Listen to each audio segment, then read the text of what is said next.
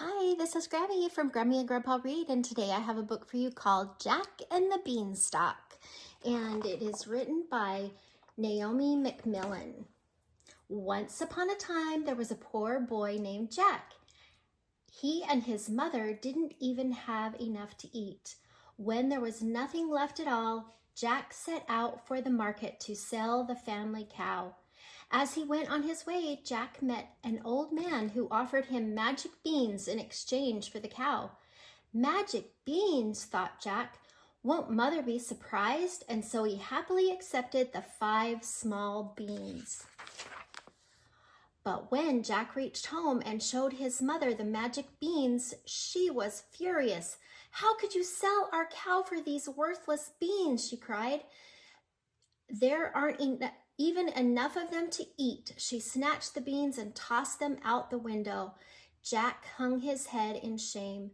The next morning, before sunrise, Jack woke up and discovered a giant beanstalk growing right outside his window. The beans were magical after all, he thought. Jack began to climb the beanstalk. Where would it lead? Up, up, up he went through the morning mist and clouds. At the top, he found a road that led to a castle where a lady giant was working in the garden. "Excuse me," said Jack. "I'm hungry. Could you please give me something to eat?" "Very well," she said, but don't let my husband see you, for he likes to have little boys for breakfast."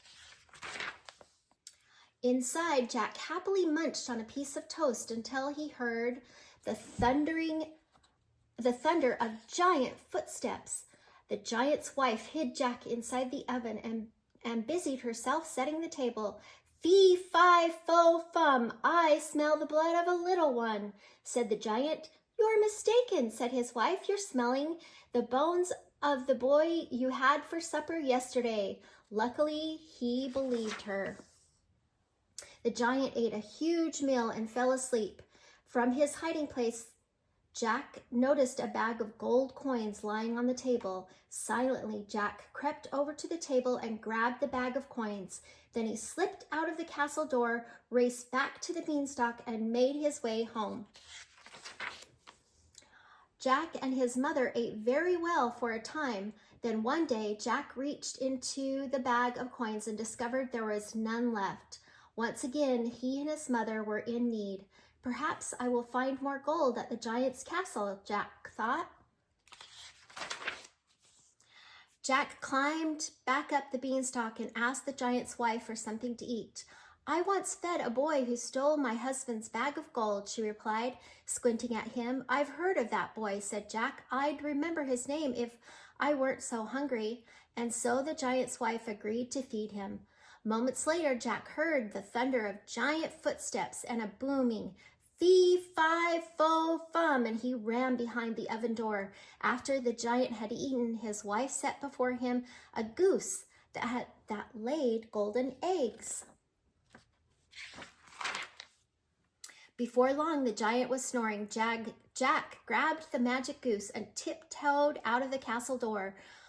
Once home, he asked the goose to lay a golden egg, and to his amazement, the goose did.